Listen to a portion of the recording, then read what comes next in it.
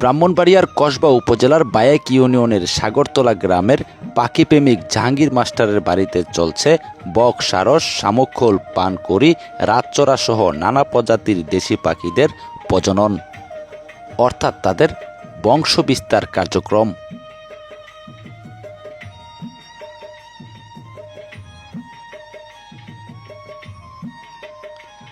এর পূর্বের প্রতিবেদনে আমরা তুলে ধরেছিলাম পাখিদের বাসার স্থান নির্বাচন, বাসা তৈরি, ডিম দিয়ে তাতে তা দেয়া পর্যন্ত। তবে এ পর্বে আমরা লক্ষ্য করছি ইতিমধ্যে ডিম ফুটে পাখিদের ছানা বের হচ্ছে।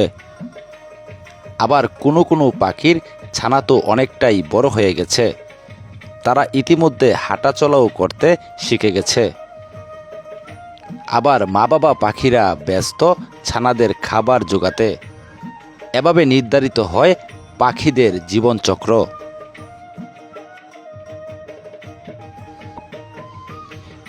তবে বিপদ এখনও কাটেনি, কারণ কালবৈশাখী সহ ঝড় বৃষ্টির এই মৌসুমটি পাখিদের জন্য মারাত্মক বিপজ্জনক, বিশেষ করে পাখির ছানাদের জন্য। এই সময়ে বিরামহীন ঝড় বৃষ্টিতে অনেক ক্ষেত্রে পাখির ছানাগুলো তাদের বাসা থেকে মাটিতে পড়ে যায়। এমনকি এবারও ইতিমধ্যে বেশ কয়েকটি পাখির ছানা ঝড় বৃষ্টির কবলে পড়ে মাটিতে পড়ে গেছে।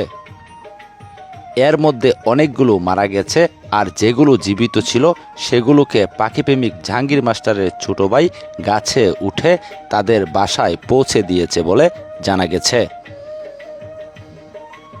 ৩রা মে শনিবার দুপুরে সরেজমিনে গিয়ে এমনটাই জানা গেছে।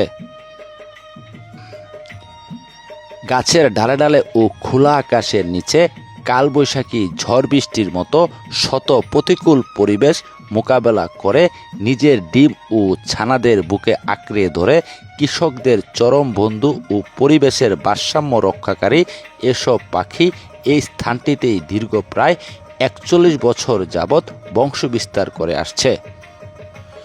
দূর থেকে দেখলে মনে হয় গাছের ডালে ডালে যেন সাদা কালো পাখিদের মিলন মেলা।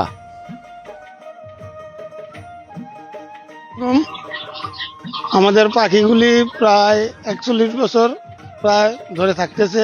এর মধ্যে মানে ৪-৫ পত্তন করে বাচ্চা দেয়, তারপরে এই গাছ থেকে ওই গাছে যায় আবার বাসা বাঁধে। প্রতি বছরেই এইভাবে আসে এবং আমাদের কাছে অথচ সুন্দর লাগে। আমরা মানুষকে এগুলি কারুরই ধরতে দেই না এবং সবাইকে আমরা বলে দিছি যে তোমরা কিন্তু এইগুলিকে কেউ নষ্ট করবে না। তুফান আসলে অবশ্য বাচ্চা কাচ্চা কিছু করে এবং নষ্ট হয়। আর এরকমভাবে মানে এইভাবে করে আসে এরা, আমাদেরকে ভালোবাসে দেখেই সম্ভবত আমাদের গাছগুলির মধ্যেই থাকে, অন্যান্য কারুর গাছে কিন্তু যায় না। পার্শ্ববর্তী গাছ আছে কিন্তু অন্য গাছে এগুলি যায় না। তারপরে এই পাখির কারণে আমাদের যেই ঘর, আপনারা নিজেই মনে হয় সম্ভবত দেখতেছেন যে আসলে ঘরগুলি নষ্ট হয় এবং এর মধ্যে আমরা একবার চালগুলিকে পাল্টাইছি, এখন আবার নতুন করে কিছু চাল পাল্টাইছি, কিছু এখনো পুরানো আছে। নতুন কিন্তু ওই যে পশ্চিমের যে চালটা এটা কিন্তু পুরাটাই পাল্টানো হয়েছে, নতুন টিন দেওয়া হয়েছে এই বছর। তো এখন আবার এইগুলিও নষ্ট হওয়ার পথে। তারপরেও কিন্তু আমরা অজস্র টাকা পয়সা নষ্টের পরেও আমরা কিন্তু এটির প্রতি বিরূপ ভাব নেই না, কেননা এরা আসে বছরে একবার, আইলে ক্ষতি করলেও আমরা ক্ষতি মনে করি না। আমরা আরো আনন্দ বোধ করি এবং বিভিন্ন মানুষ আছে, বিভিন্ন মানুষে আইসা এইগুলি দেখে, আমাদের কাছে খুব ভালো লাগে। বিভিন্ন জায়গা থেকে বিভিন্ন মানুষ আসতেছে, চাইতেছে, ছবি তুলতেছে, দেখতেছে। এইভাবে করিয়া মানে পাখি এইভাবে এটা যদি কেউ নিতে আসে আমরা দেই না, আমরা ডাকচাপ দিয়ে রাখি, যদি পরে আমরা উঠাই দেই। পাখিগুলো যদি বাতাসে তুফানে পরে আবার আমরা উঠাই দিই। আর হ্যাঁ, বাচ্চাগুলো মাঝে মাঝে পরে যায়, যেরকম কালকা পরসা এটির আবার উঠাই দিছি, আর 2টা মারা গেছে এটির আবার হালাই দিছি। তো আমরা ডাকচাপ দিয়ে রাখি, আমরা ইয়ার কারণে আসে না কেউ, আর কি। কেমন লাগে আপনাদের কাছে? খুব ভালো লাগে এই পাখিগুলোর কারণে। আমরা সাগরতলা গ্রামটারে এই সারা বাংলাদেশ চিনে, আমরা আনন্দতে আছি, আমরা যে চিনে সারা বাংলাদেশ।